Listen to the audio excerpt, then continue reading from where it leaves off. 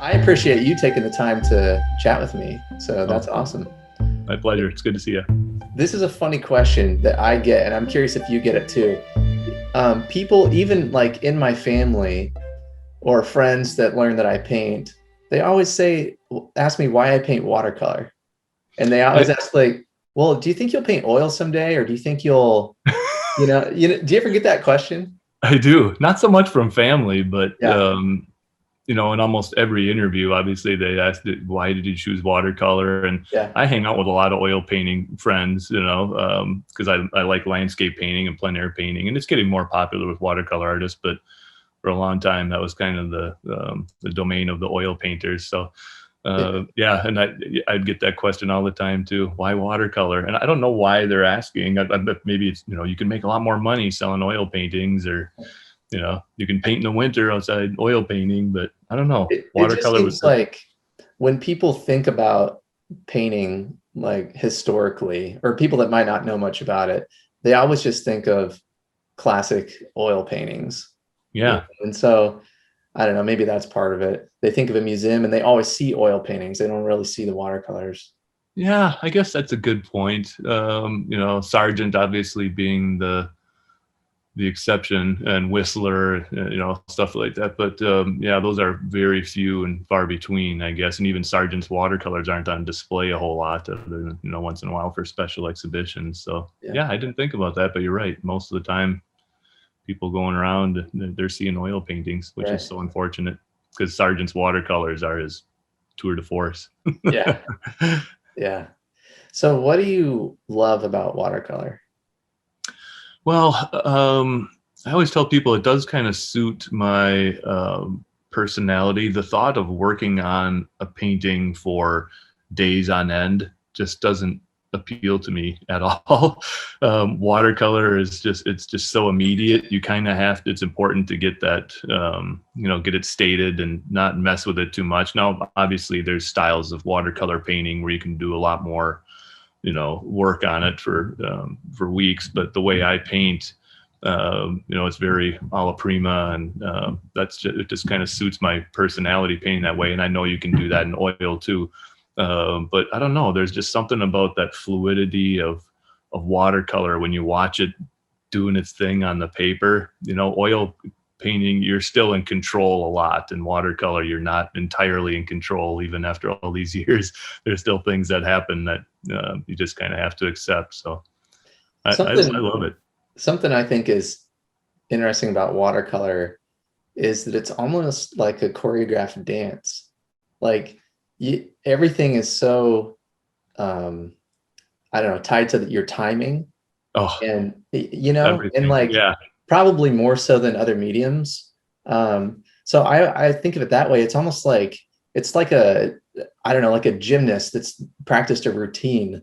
You need to know how to do it in the moment and how to land it. And that's a great point. Yeah, watercolor. Yeah, it's exhausting because you're using all your facilities all the time in watercolor. There's no relaxing or anything, and it's hard to do demonstration paintings, because you're trying to make it educational and talk, of course, while you're painting, and explain why you're doing, and when you're doing something and why, and to kind of have to force yourself to not be in that moment. I mean, it's hard when you're watercolor painting. You get in the zone, like you said, and it's just bam, bam, bam. And that's why I tell my students so often, a lot of the little basic lessons that they can do, you need to do those things often enough that it just kind of becomes muscle memory. Because when you're in the painting, you can't be thinking about, do I have a big enough puddle? Do I have the right brush? All that kind of stuff. That you need to know that, because there's too many other things happening on your paper. Can you think of a time when you were learning how to paint that you had a big breakthrough? Like, do you remember a moment back when you were learning where you're like, oh, like this really is starting to like click for me, and maybe what that was that you caught on to? Yeah, there was one specific moment many years ago that I remember. There's not many, moments that I remember. Obviously you kind of get a sense when you're painting better, you get exposed to a new kind of painting, or all of a sudden something becomes easier and gets incorporated into your style. But I remember I was painting in China with my friend Joe Paquette, and we were both kind of painting the same scene. And for whatever reason, when I paint in the studio, I can do a better job of maybe modifying the scene or editing it to suit my needs. But when I'm plein air painting, I'm always trying to capture everything, out there the way it is. I have a much more difficult time editing and composing. And we were both painting this scene with a little shack on the shore of a lake, and all these geese were down there, and there was a beautiful mountain in the background, and I kind of had it seemed way too flat. I didn't have this sense of distance, and I walked over and looked at Joe's painting, and the way he had simplified and lightened and cooled the mountain. It sat way back in the distance, and his shack and the lake and the geese, this goose farm really popped out. And I'm looking at mine, and I was like, oh yeah, okay, that makes more sense. You got to, start doing those kind of things to make a better painting, and not just, paint everything you see there.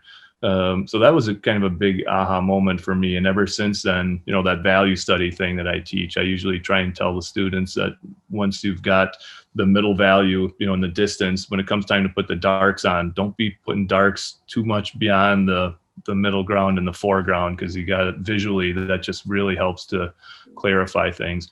That might seem like a basic thing, like I said, but that was definitely when I was painting plein air, looking over and seeing Joe's painting and just kind of comparing it to mine. It was so stark, the difference in quality and air and atmosphere and everything. So yeah. Yeah, that's such a good lesson to simplify the background. Oh. And think of it. And like, I remember Joseph talking about this a lot. You think about he thinks about it almost like a theater, where you have the stage or the foreground, the middle ground, the background. He separates it, like you would a theater, and the middle ground with your actors on it is the most important part. And then just treating the background like a background, like not giving it more attention than it deserves. I love that. That's a great way to look at it. Yeah. Yeah.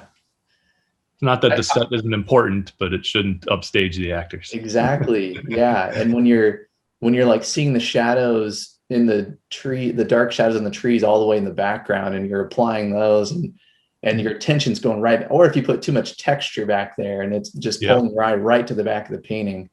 Mm-hmm. Yeah, those are all things to think about for sure. This is more fundamental than probably that realization that you had. But I remember early on when I was painting watercolor, I had just watched, tutorials and I'd been painting for maybe about a year, and I got into a workshop with Joseph Zbukvich. And those are tough to get into. Yeah, I couldn't believe my luck that I got into it. And so I'm sitting there and watching him paint, and I don't know why it hadn't clicked for me up until that point, but seeing how much he painted while it was all wet, one wash, or connecting that middle ground.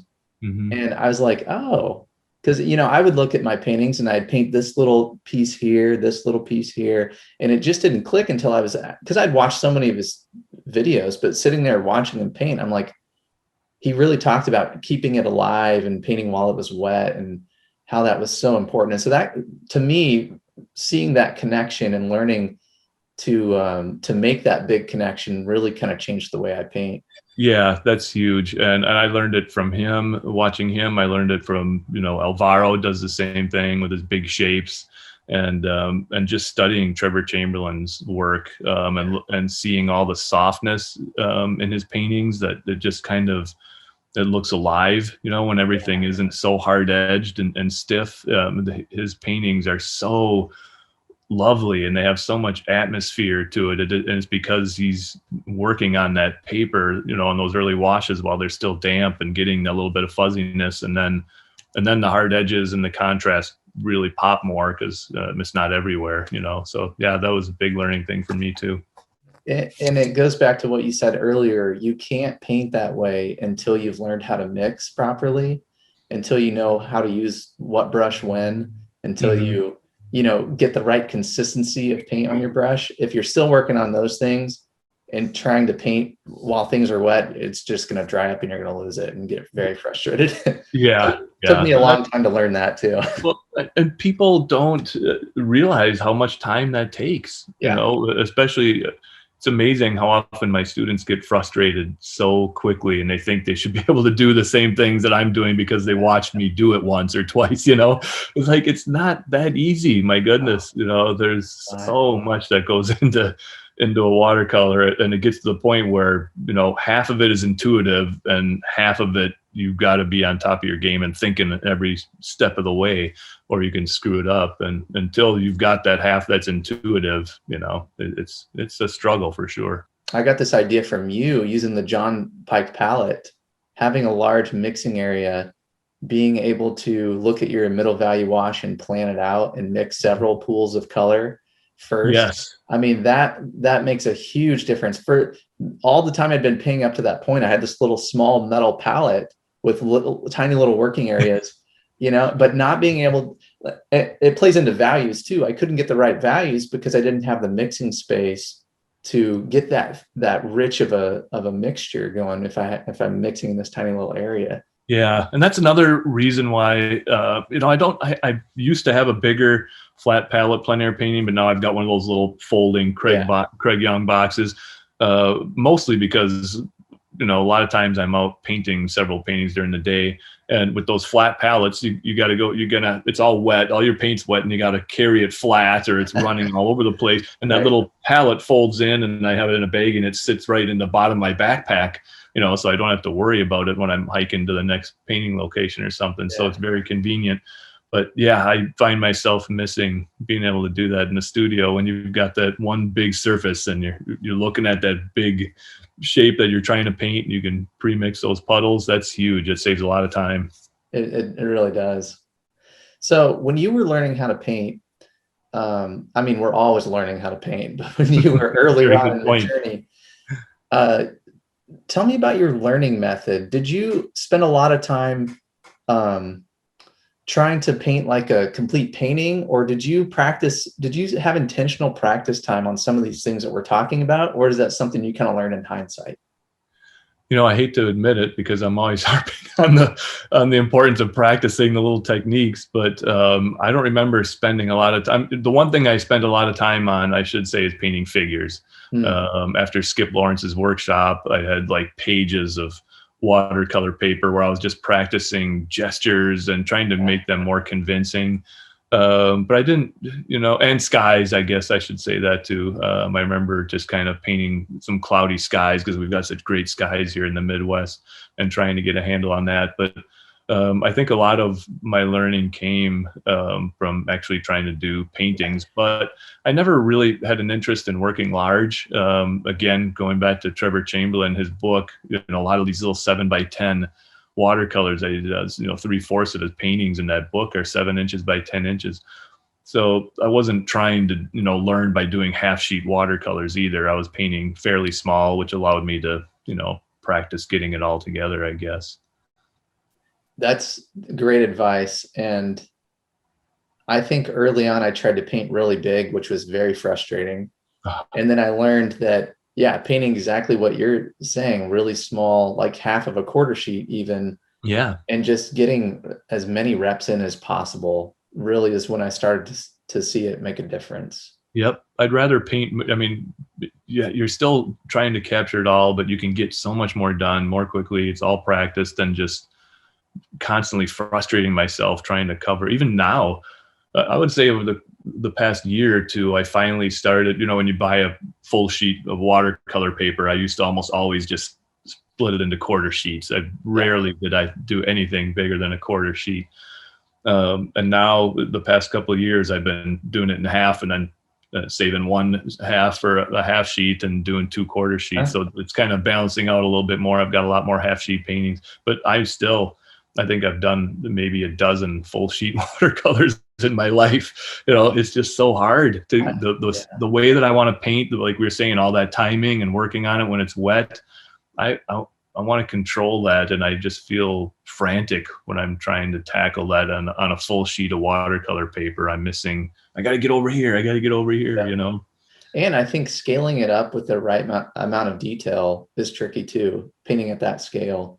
Yeah, you just have a tendency to put more and more stuff in because Yeah. you've got more room to put it in, you know. I used to, when I would start painting larger, I would scale everything up on my painting, except some of my like figures and cars would be the same size on a half sheet as a quarter sheet.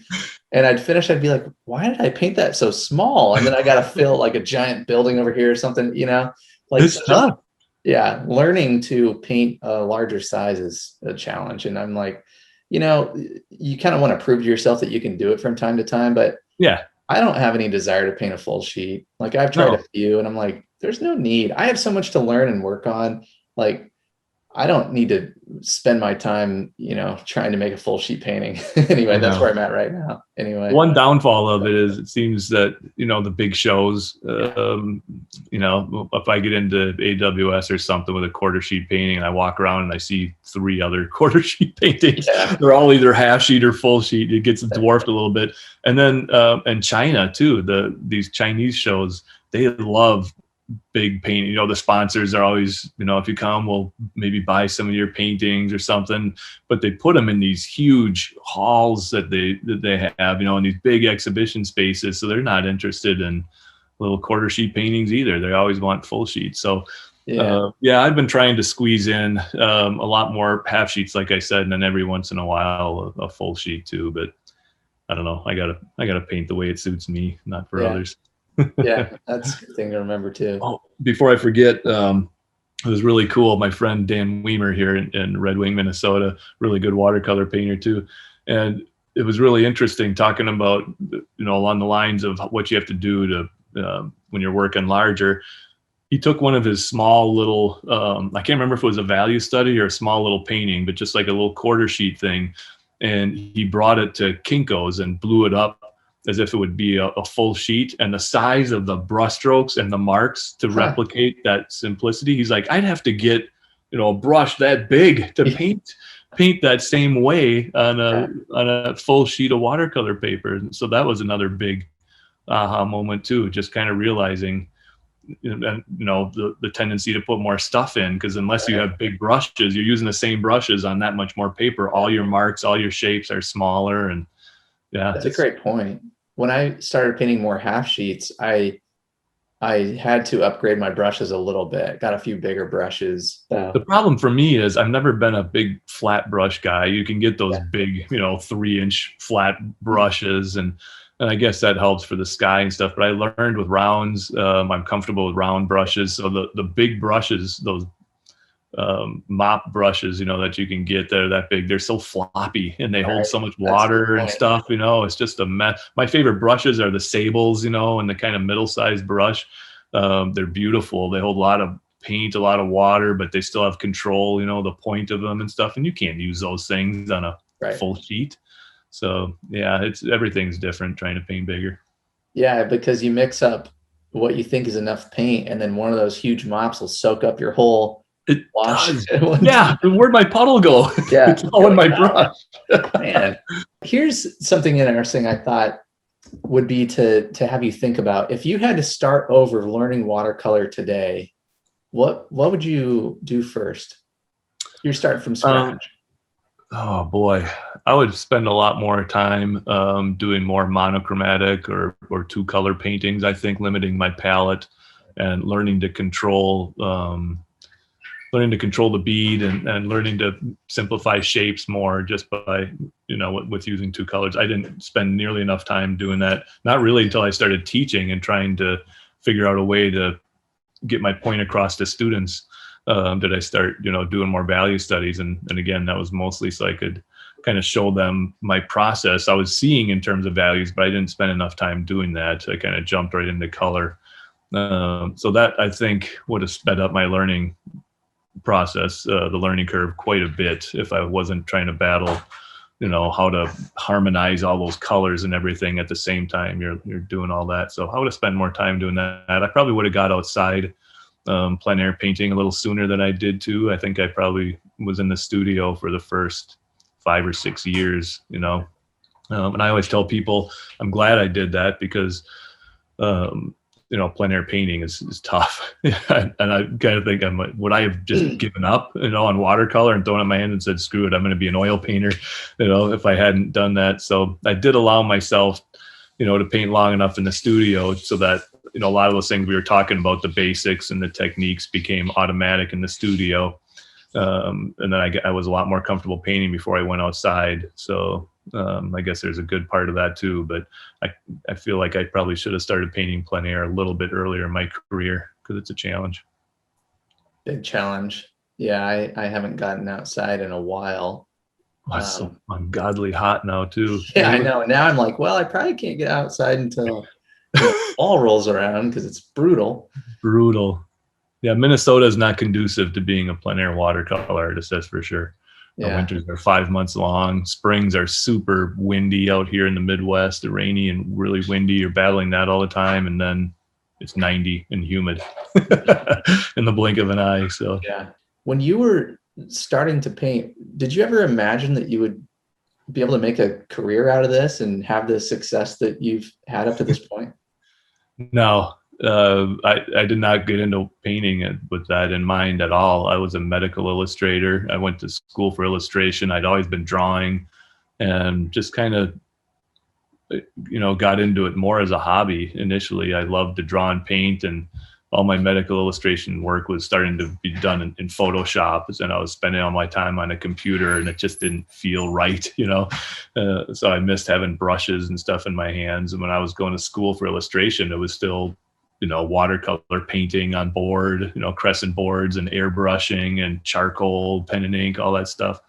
So I just kind of missed having traditional art materials around. So started watercolor painting just for the fun of it. And I don't know when or why I started going to meetings at the Minnesota Watercolor Society and stuff like that. I think a friend of mine probably suggested that I go or whatever, but so then start, meeting other like-minded souls and entering local exhibitions and stuff. And then pretty soon winning awards in those shows, and then getting asked to teach. And then, but it was always juggling it. I didn't have enough time, made sacrifices. I was making a good income with medical illustration. Our kids were young. We were busy doing that. So, I didn't really dive into it with both feet for quite a while. I was just painting when I had a chance, but I don't really regret it that much. I wasn't in a big rush to be a success. The venues, we did not have Facebook and Instagram and all that stuff when I started doing that. Yes, I'm old. And so, now it's so much easier to get your work out there. But back then, unless you had a magazine article, somehow you weren't really known by anybody. So it took a while, but once it started to kick off, it was great. That feeling where when I suddenly dawned on me, like, I can be busy enough and teaching and painting and selling paintings where I don't have to do as much medical art, and that's exciting for everybody when you get to that point. Were you a freelance medical illustrator, or did you work for a company? Or? I worked for a studio, Beck Visual Illustrations, in Minneapolis. My friend Joan Beck owned that company, and we just had a couple illustrators there. Really, it wasn't a huge company, and but she kind of showed me the ropes, and I went back and I took commercial illustration courses at the U. They didn't have a medical illustration program. And she hired me just kind of based on my portfolio coming out of school with all my illustration work. So I kind of learned on the job there. I went back to school and took some anatomy classes to kind of, learn more about it and be able to speak to doctors a little bit more. I mean, that language that they speak is pretty obvious if you don't know what you're talking about. And so that was important for me to learn all that too. And it was fun. It was a great career. I enjoyed it. I was still doing artwork and finding a way to do it. But once our kids were starting to get into school more, I decided to go freelance and just work from home and be able to help out with things here. So that was probably kind of a natural transition, because you could probably just start taking on less and less freelance rather than just like flipping the switch. One day I'm this and one day I'm an artist. So you were able to gradually move. Is that kind of how it happened for you? Yeah, definitely. And not only that, but being able to work from home so that if I needed, I could paint for an hour and then go back to the computer and work on my illustrations some more. So I was able to, that really sped things up too, being able to paint. When I was working from home, I had my computer. I got the whole basement basically in our house is my studio. I've got the area that's set up with my computer for all my medical stuff and the skeleton and everything. And then another side, I have the mat cutter and my big drafting table and all my watercolor stuff. So I could just walk over and paint for a while. So yeah, it worked out great. I'm definitely one of the lucky ones. Because like I said, there's so many times when I think back how fortunate I was. Would I have stopped? Would I have gotten another job? When you start having kids, this isn't easy. And, being able to do some artwork and paint a little bit and still make a living in an art career and everything and work from home. It's, I was really one of the lucky ones for sure. Yeah. I'm in a similar position, and it's interesting because I have a creative outlet with my job that I do. I get to make videos. But I just have this drive to like put more time into my painting. But there are times when I almost feel like, well, why aren't I just happy with being able to paint a little bit and then work a little bit at this job, But like, there's this drive to just do more and see like how far I can push myself if I really have time to dedicate myself to this and, keep practicing and hopefully improving and improving. Was there a time, like, did you wrestle with any of those thoughts of like, well, why do I need more than what I have right now? Or did you have any thoughts like that back? Yeah. Oh yeah, definitely. And in fact, one of the regrets that I had, I mean, I just got done saying how it worked out so well for me being able to do that. But it took me so long to get to the point where I was kind of getting known enough to be able to get into shows and being asked to travel and teach and everything else. Because I just took my time. I wasn't, I didn't really need to rely on it. So by the time I was, mid 40s, finally things were starting to click. And I look back and I'm like, man, if I had pushed it, I could probably have, been in my mid 30s and already had my career going. I waited so long. So yeah, I mean, the grass is always greener. You can always look back and second guess yourself, but, like I said, what are the odds that everything would have worked out and I wouldn't have had to, do something else? So I can't complain at all. I'm still fairly young, and hopefully I've got 20 good years or 30 good years left of being able to paint. And that's so interesting to me though, because I tend to be risk adverse, and my wife's kind of the same way. So she writes, and we both have this thing that we really want to do. And our tendency is to always just kind of stay in the lane that's predictable and that's more safe. But I mean, I can imagine having the same thought if I got, a number of years down the road and looking back and I was like, well, what was I waiting for to make this transition, Yep. And when I'm near the end of my life, am I going to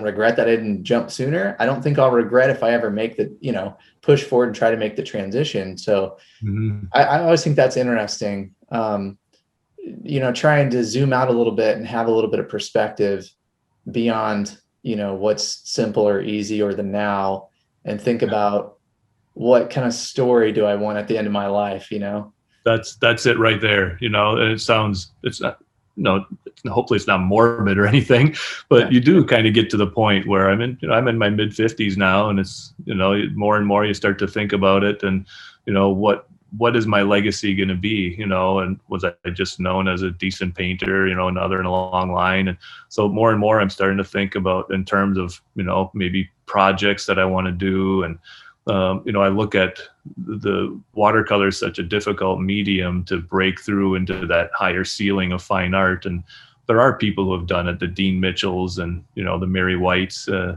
this country. And you look at their work and they're a little bit more thematic, maybe a little deeper, putting together, like Mary White's got that really interesting project right now, doing the veterans, all the work. And after she did all the series of paintings of the Gullah ladies and stuff, those are the kind of things that probably elevate your work more beyond, just the the nice pictures and stuff that people want, and maybe get you a little bit more interest into museums or whatever it may be. So I'm starting to think a little bit more in those terms. And, I started fleshing out a book a little bit, just because that'd be kind of a nice thing to have behind too. When you're gone, I've got books of artists that have passed on, and something that's going to live on beyond you. And so, it's important to start thinking about those things too eventually. Do you ever reflect on the fact that there are people all around the world that you have taught how to paint or inspired how to paint? I mean, there are people that you will never meet in your lifetime that see your paintings online and it just moves them in some way. It inspires them to get creative in some way, or they just admire your paintings. Do you ever think about that? I do. Probably not enough, actually, but because, again, on Instagram, you post a painting and there's all the comments, and I love reading all the comments. But yeah, every once in a while, it just kind of hits me. There's some young painter, doesn't even have to be a young painter, but maybe a fresh painter or someone that's trying to pick it up, and they'll send me, their comment, or they'll send me a message and just, really heartfelt and say how inspiring it is and stuff. And it's just like, wow, that's so nice to hear, that you made a difference in somebody's life. And like you said, probably never get a chance to meet that person, but it's pretty neat. So already kind of working on that legacy that we were talking about, right? Affecting people's lives in a positive way. Yeah, I think so. And taking time to reflect on those things and actually absorb them and not move on to the next thing right away, I think is important. It is. Because it's easy to get down on yourself, and just think you're not doing enough and always looking to the next thing. But you've accomplished a lot already, and I feel I have too. And so, that's good. It's a good feeling. That's interesting. And it makes me think about perspective, because I would look at someone like you who is successful and, super talented. And I would think, what in the world would Andy ever have to feel negatively about? So, well, but it's interesting because I'm in a position, where I would have seen someone like me 5 years ago and been like, how in the world would I ever get to that point? Mm-hmm. So you're always a few years ahead of what your goal was a few years ago, or, so I think that's interesting as well. Yeah. And I'm curious, do you set, people ask me that too, do you set specific goals? I'm terrible at that. I'm just kind of taking things as they come. I don't say in 5 years, this is what I want to be doing. Do you do that? I'm not good at that. That's something I'd like to be more intentional about. Yeah. I don't know if you saw a post. This isn't necessarily a big goal, but I've been really thinking a lot more about, rewarding myself, giving myself credit for continually showing up and engaging more in the process rather than the outcome. And I did see that. You put it on Instagram, didn't you? Yeah. I saw that. Having I need to get back to this, but having a practice calendar where I just mark off, did I work towards this day? And then when I start feeling especially when I have a busy schedule with work and my kids and everything, I can feel a little defeated if I'm I had no time to even put any thought towards this during this day. But if I look back at the month, I can see all those days where I made the decision to work towards this thing when it would have been easier to sit down and watch TV, Yeah. And so I guess my point with that is trying to find joy in the process and the journey, and not necessarily hanging my self-worth on the result of a certain painting or the result of a show result or an opportunity that falls through or something like that. Yeah. So I think about those things, but I do think I could be more intentional about setting long-term goals for myself too. So. Yeah. And I've been terrible about a journal. That's another regret of mine. I wish I had started some kind of a journal or a diary or whatever years and years ago. Because when I look back, again, all the unexpected things that have happened, the travels, the international thing, the trip to China, and getting asked to teach around the world, all that stuff. That's, it's all up here, but now it's I can't go back and rehash all that stuff, and kind of gets to the point where I'm always like, I should have started a journal 10 years ago. It doesn't make any sense to start one now, and then 5 years later, shoot, I should have done it, 5 years. Now, screw it, I'm 55. I don't need to start a journal. That's a really good idea, though. I've never thought about that before. You should now. You're a young man. Yeah, and you got a lot of stuff, exciting things coming up ahead of you. That's one of my big regrets. If you can just writing for 5 minutes at the end of the day or something about what happened, and just trying to start to keep a journal. And then maybe a little sketch once in a while, if it's a sketchbook. But that's a great idea. So my grandma, she kept a little diary from the time she was like 15 and until probably like 3 years ago.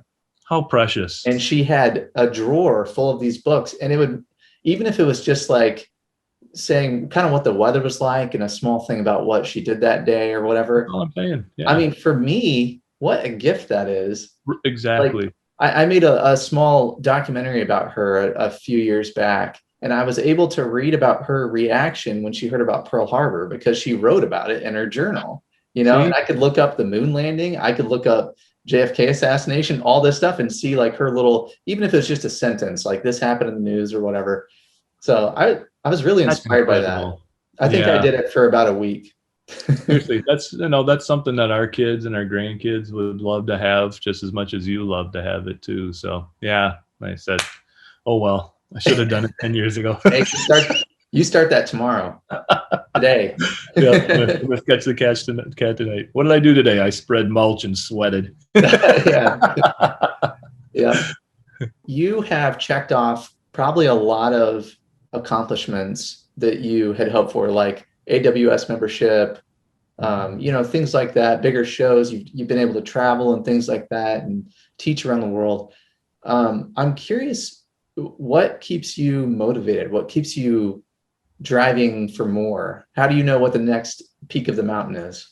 Yeah, that's a great question, because it does kind of get to the point, not that I would say I arrived or anything like that by any means, but part of it is trying to reach the level that I was talking about that Dean and Mary have reached, trying to elevate watercolor, or my paintings in particular, beyond merely, getting likes on Instagram and maybe getting noticed, and being able to,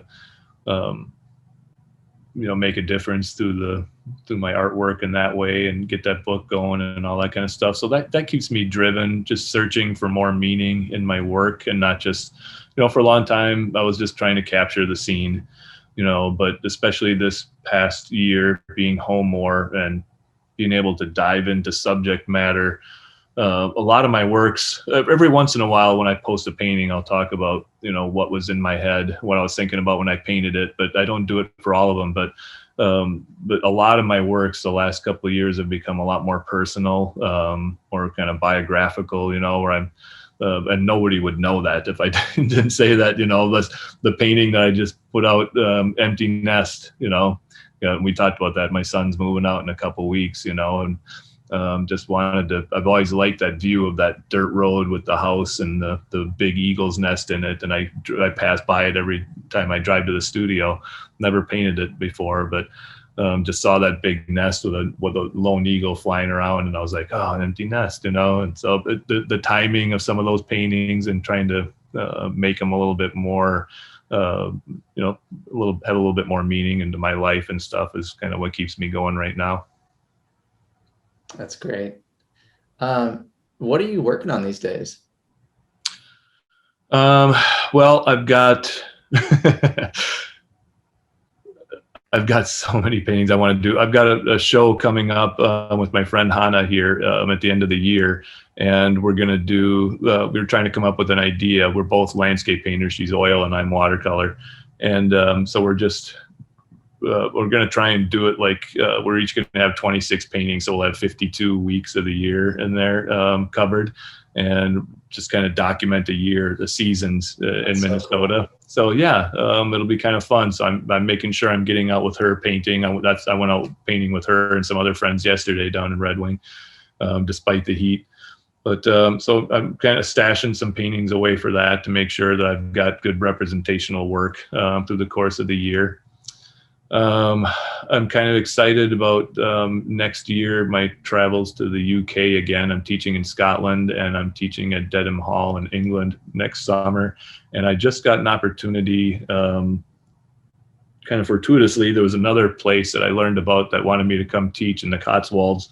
And when I reached out to her, I can't remember, there was somebody mentioned something about the Pure Watercolor Society in England. And I looked it up, and they meet once a year at Windrush, which is where this lady wanted me to teach. It's James Fletcher Watson, the famous British watercolor landscape artist who's passed away, but his daughter still lives in his home and has a little small school and stuff there. And it's called Windrush. And this Pure Watercolor Society meets there once a year. And so I emailed her about it, and I was like, is this just for English painters or what? And she got back to me and said, next year they meet once a year there, and they have a weekend of plein air painting, and they have one international member that joins them. And up until now, their international member had been Robert Wade, but he's 90 something now and can't make the trip anymore. And David Curtis, of all people, put in a good word for me. So I think I might be able to go to England and be their international person next year and teach at Windrush. So that's exciting. Yeah, that sounds really trying to hone my skills. Yeah. So I got to make sure I'm in the groove of plein air painting to do that and don't embarrass myself. And, the teaching, I've got a lot in the works with the teaching. Tucson Art Academy is still going well, the year-long course, and then trying to put together something for my Chinese students. So that's, trying to film some more videos and come up with lesson plans for that too. I keep saying I want to teach less and paint more, but teaching is a big part of what I do, and you. And going back to what you said before, I like to make a difference in other people's lives and help them out. So I don't think I'll stop teaching. I'd certainly like to do a little bit less of it, but I get a lot of joy out of it too. So other than that, just keep on trying to paint better, which is a never-ending struggle. Yeah. And that sounds fun though. It sounds like you have some really exciting opportunities. Yeah, and my friend Joe and I have been tossing around the idea of trying to do a kind of an exhibition together too, and trying to figure out where to go. We both are pretty psyched about England, it sounds like, so might actually go over there with him and paint. Try to come up with a trip over there and see if we can get a venue over there to show our work and maybe show it here too. So there's always stuff talking about in the hopper. Yeah, that's great. Anything else you'd like to share? Anywhere you want to direct? Do you want to direct people to go anywhere, or to your website, or any? Yeah, I mean, you can evansenartstudio.com, EVANSEN, evansenartstudio.com is my website, and there's class listings there, obviously, and new works available. And I've been trying to get a little bit better about putting newsletters and blogs out. I'm so bad about that, just along the lines of the journal and the diary, but I'd like to start, if you're interested in that too, just kind of hearing my thoughts on stuff. I'm going to try and get better about blogging a little bit more, and all that stuff you can find on my website too. So that'd be great. Cool. Well, thank you very much for your time. It's been really fun to catch up with you. It's been a good discussion. Yeah. No, it's fun. It just felt like we were sitting in my studio again, having a beer. Yeah. The next time you're up, we'll do that again too. Hey, it's my time to come down to Kansas City, I think. Hey, anytime. I recently put doors on my studio. So this used to be the front room. And oh, wow. Yeah. So slowly I started with a tiny little desk in that corner. And like every year I would add something and it got bigger and bigger. Well, I just took the whole room over. So I got doors on the studio now, and it's been good. So I have room in this room if you ever want to come by and sounds great. Painting and have a beer. Yeah, that sounds perfect. It looks great. It looks nice. I'm in the basement. You got a lot nicer looking studio than me. Yeah, it's I'm lucky. I'm lucky that Quinn was agreeable to me to taking over the whole front room with the bay window here and everything. Yeah, that's amazing. Wow. Kudos to her. Yeah. Well, good to see you, man. Good to see you too. Take care. Keep painting those great paintings. I always enjoy seeing your work. Well, thanks, man. I'll talk to you soon. Sounds good, Matt. Thanks again. Bye. I hope you enjoyed that interview with Andy Evansen. One more thing I wanted to mention before I go is if you haven't had a chance to check out my free video lesson, 8 Steps to Avoid Overworking Your Painting, take a look. Follow the link below and you can get there. I've gotten some really good feedback from people that have watched this video, and I made this because this is an issue that I struggled with early on, overworking my painting, and it seems to be a common problem in watercolor. So take a look at that lesson, and I will see you next time.